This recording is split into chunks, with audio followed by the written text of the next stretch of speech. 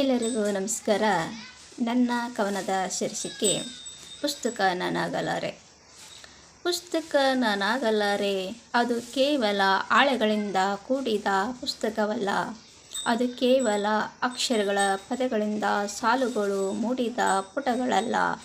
ಅದರದೇ ಆದರ್ಶ, ಚಿಂತನೆ, ತತ್ವಗಳು ಹೊತ್ತುಕೊಂಡ ಬುತ್ತಿ. ಓದುಗರ ಬದುಕಿಗೆ ಸದಾ ಬೆಳಕಿನ ಹಣತೆ. ನನ್ನೆನ್ನಿ ನಾನು ಶರಣಾದೆ ಮತ್ತೆ ಮತ್ತೆ.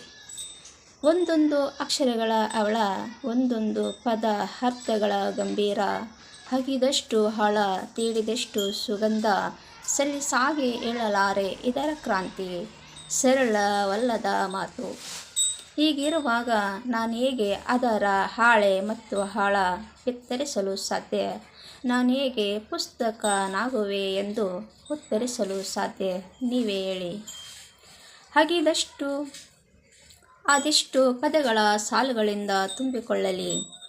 ಓದು ಬರಹಗಳ ಆಸಕ್ತಿ ನಾನಿಳಿಸಲಾರೆ. ಜ್ಞಾನದ ಜ್ಯೋತಿ, ಪದಗಳ ಶಕ್ತಿ, ಅದರಿಂದ ತಪ್ಪಿಸಿಕೊಳ್ಳಲಾರೆ ನನ್ನಯ ದಿನ. ಅಪ್ಪಿಕೊಳ್ಳುವೆ ನನ್ನಯ ಪ್ರಾಣ.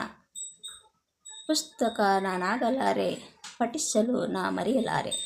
ಪುಸ್ತಕ ನಾನಾಗಲಾರೆ, ಪಠಿಸಲು ನಾ ಮರೆಯಲಾರೆ. ಧನ್ಯವಾದಗಳು.